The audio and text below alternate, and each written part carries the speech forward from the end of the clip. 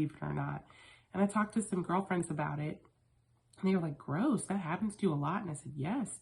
Like, what do you do? What do you say to these men? I'm like, I don't say anything. And they're like, gosh, that's not right. Like, like they didn't ask for your consent. I said, no. I said, do you think there's consent around dick pics? And they're like, absolutely. Hey friends, it's me, Lauren Hope, aka Lolo of Good Girl Chronicles, blogger, motivational speaker, body positive model, yes, dog mom, lover of Joanne Johnson, and all around fabulous. I don't know why I cannot get these glasses clean, but I need to wear them to see myself in the camera, but whatever. It is like probably 2:45 a.m. Thursday, and I am really restless and anxious because something happened today that really sucks, in my opinion. I understand why the law is this way, but it just sucks.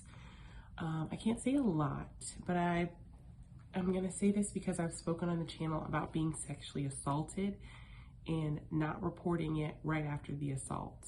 I honestly didn't realize that it was assault until I told my therapist. And then I didn't feel brave enough to tell my therapist until a month later.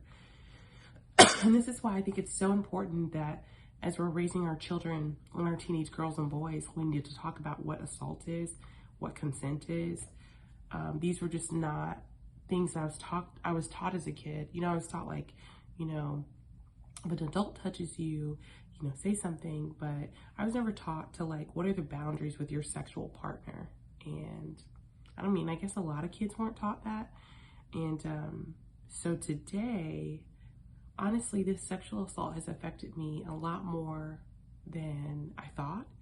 I think it was a factor in my depressive episode in the fall. And because this person showed up at an event that I was promoting and he wasn't invited. And we had this very threatening, menacing face. And then after that, I just stopped going out in public. And then before you know it, I wasn't going out at all. So it was like a combination of things. This assault, feeling like this person was following me, grad school, pressure, financial pressure. And so the winter was really hard. And then I was hospitalized in March for a mental health crisis. And I'm gonna try not to cry, but it is tough because today was tough, or yesterday was tough. So I finally felt strong enough to try to get a protective order or some type of legal recourse where I would feel safe, and the judge did not rule in my favor today, which was scary for me, and I was really triggered in court. And let me just tell you how good God is. And that's why I have no fear about sharing this. I had to go all by myself, and my roommates are older people. They have lives. I couldn't have asked them to go. I couldn't have asked any friends to go because of COVID. It's very limited how many people can be in court. And I just was like, oh my gosh, I'm so alone. And I brought my Bible with me, and I was reading the book of Romans because that's what I'm studying. And God's like, I am with you. I am with you. I really felt like I was going to get the order today, but I thought, okay, God, if I don't get it, like I know you're going to put a hedge of protection over me. And this young lady was there, and she was so kind. And when I felt myself getting triggered, she just held my hand. And when I didn't get the order in my favor, I was so scared. And I remember coming home and feeling anxious, like my anxiety, I can feel it in my stomach, like this nervousness type of thing. And I have PTSD, and so like post-traumatic stress disorder. So sometimes if I'm triggered, it'll take me to a flashback of a certain situation. And the woman who was with me, she even followed my car out of the courthouse because I was scared about this guy following me. And I was like, God, just look, that is you right there. That is you. I don't know if I'm going to put this on YouTube or Patreon. I don't know. Yeah. It's just hard because it makes me feel like, gosh, what is the law for? A lot of sexual assault victims don't come out and tell their story right away. That's why there is a statute of limitations. And that sucks. It took me this long to say, yes, what this person did was not okay. And like we watch Law and Order and SVU, and we think that there are these quick resolutions and stuff. And I know In my mind, I know they're not, but I guess experiencing that firsthand was hard. And I'm already in a really precarious, fragile mental health state because I got out of the hospital for a mental health crisis in March. Then I realized my job wasn't going to pay me to take the medical leave that I knew that I needed. I did the responsible thing. And they were like, well, we're not going to pay you. And so then I had to stress out about money. and that made my mental health worse, honestly. But I'm managing every day, but it's been really hard. And I'm emotionally and mentally tired today. And I wanted this win today. I wanted this win to like take some power back for myself. But you know, I've done everything I'm supposed to do to protect myself. I got a new car that he doesn't know of. I moved away. Like, these are the drastic measures I took because this person is unpredictable. And I have watched too much Dateline, honestly. So my paranoia is really high. But he is pretty unpredictable, and he has like followed me on social media and things like that. So this is what I need to do for sure. And yeah. So that leads me to talk about consent, sexual consent. And honestly, I'm going to spend some time researching and looking at what sexual consent means, because after this situation with this man who assaulted me, I'm realizing I didn't have clear boundaries. I want to, let me rephrase. That's not what I meant to say. What I want to say is I didn't realize what consent was. I didn't realize what assault was. I don't want to ever be in that situation again. But in the situation with him, I recall very vividly saying, no, stop, no, stop, no, stop. And so I knew that's what I was supposed to do, but the assault still happened, you know, so yeah. So I want to make a transition to talk about consent. You know, something happened to me last week, and it actually happens pretty regularly, believe it or not. And I talked to some girlfriends about it, and they were like, gross, that happens to you a lot. And I said, yes. Like, what do you do? What do you say to these men? I'm like, I don't say anything. And they're like, gosh, that's not right. Like, you know, like they didn't ask for your consent. I said, no. I said, do you think there's consent around dick pics? And they're like, absolutely. And I'm like, oh my God. So before Good Girl Chronicles was a YouTube channel, it was a blog. I've had the blog Good Girl Chronicles since 2009, 2010. It was a way for me. Something just fell off the wall. Sorry, you know, like when it's really dark, you're like, it's dark and quiet in the house and you're like hyper aware of like everything. Sorry. Good Girl Chronicles, the blog, was supposed to be a way for me to write my memoir or gauge people's interest in a memoir from me and get some feedback on my writing. And it was for a really long time. But I would say around 2016, as I was coming out of my depressive episode, that blog got a lot more raw. I started talking about suicide, surviving suicide, and those stories is what has kind of what started to launch my my motivational speaking career, interestingly enough. Like, I had people read that blog and say, would you come talk to our church or this or that? And then I started connecting to mental health nonprofits and learning how to tell my mental health story better. But also during that time, I was writing about love, sex, and relationships. And I guess some would say it was a little provocative. I thought the things that I wrote on Good Girl Chronicles were like Sex and the City vibes. You know what I mean? Like very PG-13.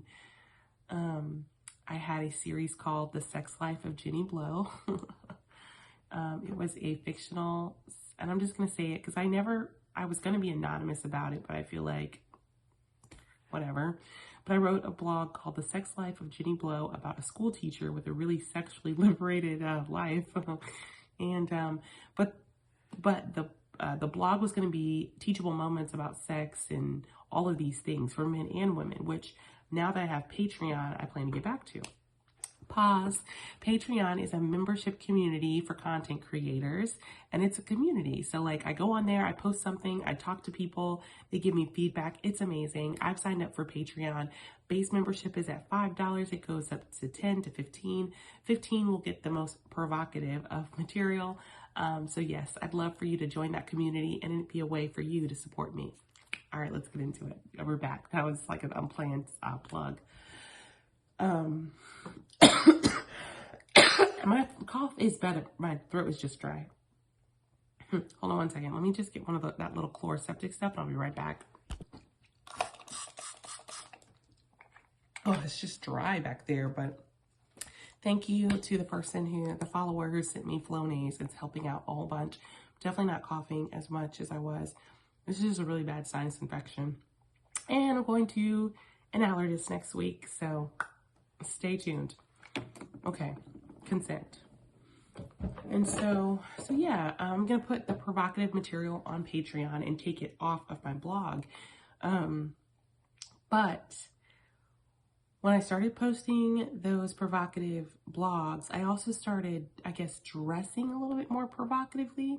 And I don't even want to say provocative. It was a little bit more sensual is what I'll say. Like, I guess, like, I'm one of those women who will just, like, I'll be like, oh, but you're not seeing the whole, you know what I mean?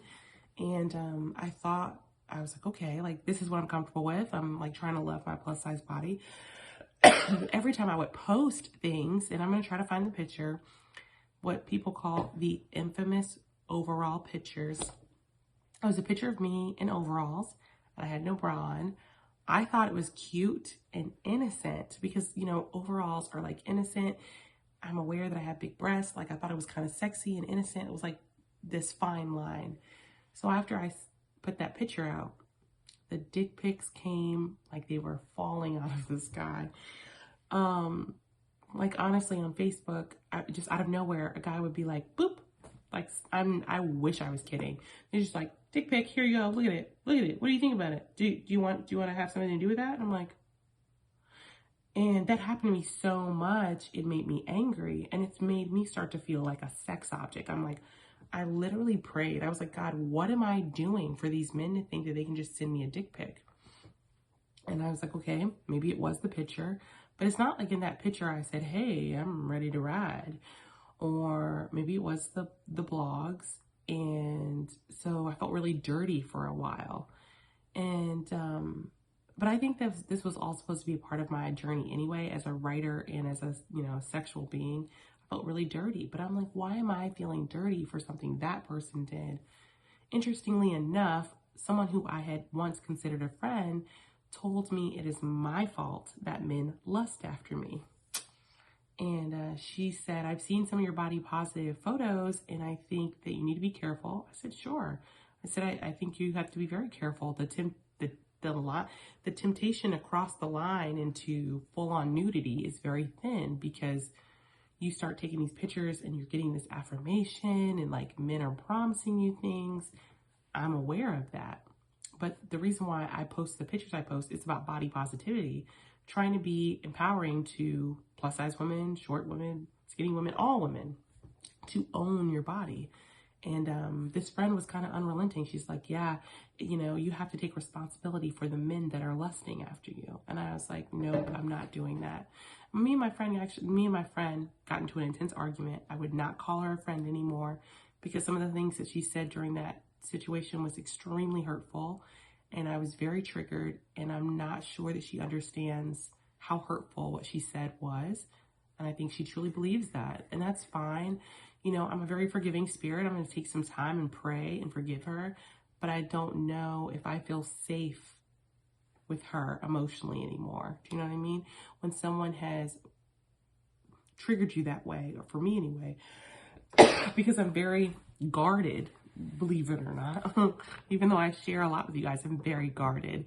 It takes a lot for me to let you get in here. And I am funny and charming, all of these things, and I'll let you experience that. But to experience the intimate part of me, like on the inside, that's not something I give a lot of people access to because of my trauma. And yeah, so when I first started getting the dick pics on a regular basis, I felt slutty. I said, something must be wrong with me that these men are doing that. Like, I felt very slutty. And I had to release that. Like last year I did that, was it last year? Last year I did 2 years ago, I did the whole thing about sex shame. And that was part of it. So I started dressing more conservatively again, even though, I'm not gonna lie, I like having bigger breasts. I've lost weight, and so my boobs are getting to be a little bit more manageable, but I like having bigger breasts for a lot of reasons. I like being a curvier woman for a lot of reasons. I want to tone and get to a healthier weight, but I like what comes with being a curvy woman. But I also know that men really sexualize that. So like, I'm very aware of how I dress my body in certain spaces. Yeah. And so when I post body positive pictures, and I'll show what I consider body positive pictures, I do expect to get some thirsty men. You know, we talked about what thirsty is.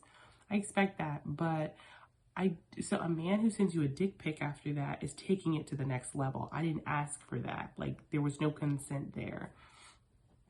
And maybe in the next vlog, if you want to continue this conversation, we'll talk about what that type of consent looks like. I've been in relationships with men where I have sexted, and to me, there's always a discussion.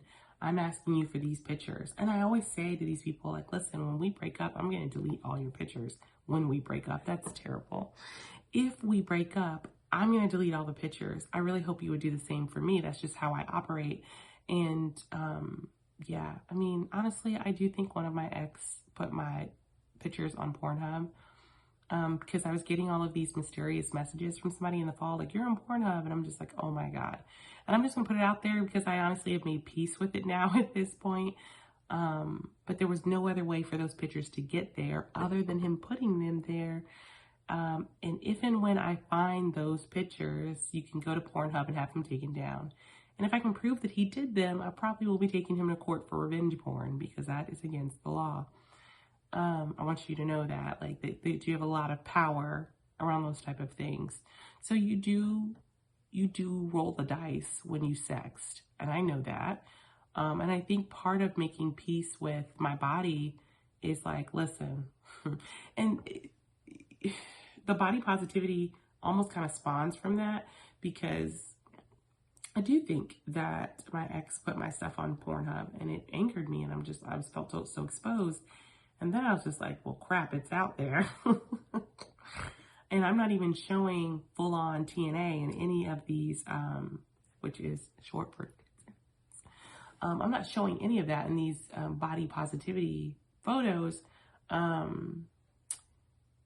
So, you know what I mean? I just think that men will sexualize you no matter how conservative you try to be, no matter how covered you try to be. Some man will find a way to sexualize you, and it's not your fault. It doesn't make you a whore, a slut, or whatever that they sexualize you. And so recently, a follower of mine who has been my follower for a long time was like, oh my gosh, you're so beautiful. I was like, oh my gosh, thank you. And then I said, hey, you should join my Patreon community. I'm going to show some more body positivity photos there and some adult content. He's like, what kind of content? I'm like, I'm not posing nude. And he was like, oh, well, I just thought because of these other pictures. No, I'm not posing nude. That was literally all the discussion was. And then boom, dick pic. And I was like, why did you do that? He was like, well, I just thought because of your pictures. I said, what about my pictures made you think that that was okay? He was like, you're right, nothing. I said, you and I both, right, assert ourselves as being Christian. And there is a time, a season that I want to be married, right? So for me, I'm not posing nude at this time because I want my husband to see the TNA. Do you know what I mean? And, you know, I'm not going to be able to get married and like say I'm a virgin. And I've made peace with that. Even though sometimes I feel guilty about that, but I'm not gonna be able to get married and say I was a virgin. And I'll have to be honest with my husband, you know, all of those things. But it's honestly through God's grace and mercy that I can even entertain the fact that a man will want to marry me and love me, knowing I'm not a virgin. I know you're like, Lauren, that's stupid. Most people aren't a virgin when they get married. You have to understand, growing up, being a virgin when you were married was pressed into me pretty hard. And when it was clear that wasn't going to happen, there was a lot of disappointment from my mother primarily, and I carried that shame for a long time. Anyways, back to the dick pic story.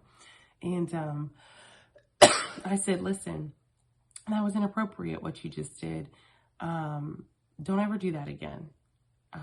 Don't ever do that again because that was disrespectful. Do you understand? I am not posing nude. There are many of creators on Pornhub and OnlyFans that do that. That is not who I am. My brand is sexual. It is not sex. It's sensual, not sexual. Good Girl Chronicles is sensual. It is not porn. So don't ever confuse that again. And he said, okay.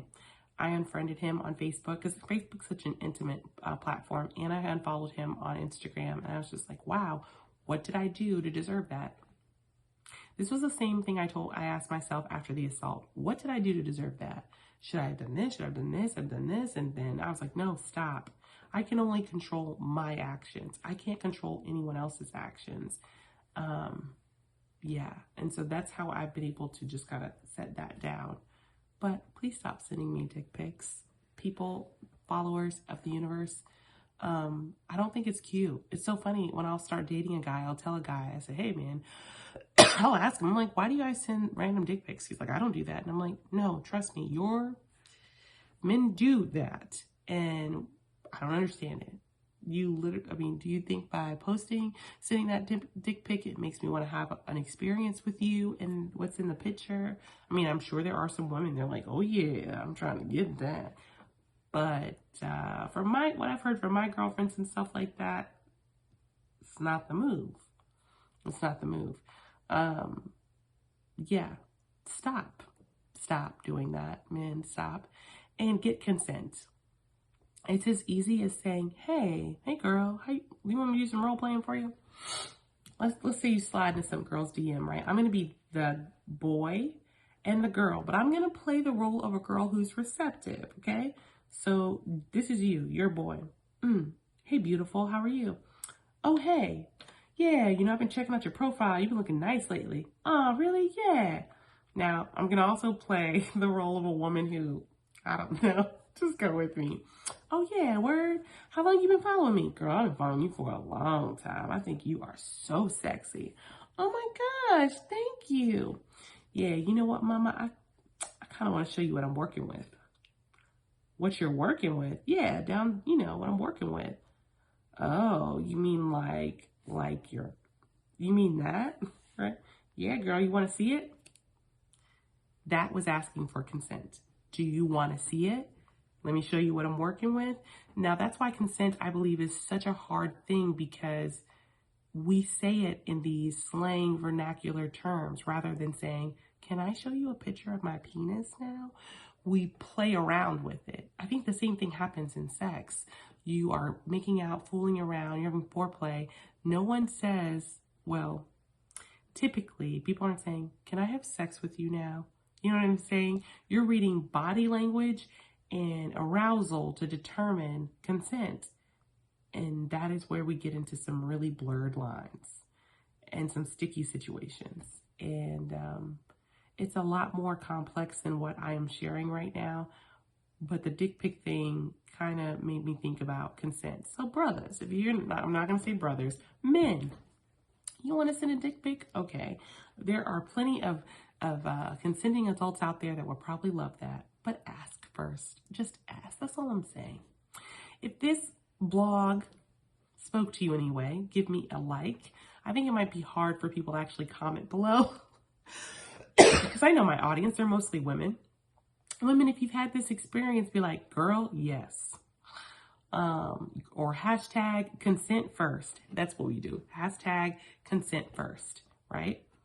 That'd be really cool. I'd love for you to hit the subscribe button on this channel. I am a bold, fierce storyteller that talks about love, sex, relationships, and everything in between, and the rebuilding of my life since I was homeless. I don't know if I should keep saying that because I feel like I am on the other side of the mountain, but mental health wise, whatever, I'm still rebuilding myself. Also, if you want exclusive content from me and a way to connect with me on a more intimate level, you can sign up for my Patreon community, which that link is below. You can follow me on all platforms at Good Girl Chronicles LLC. As we say here at Good Girl Chronicles, I love you. I love God more. See you next time.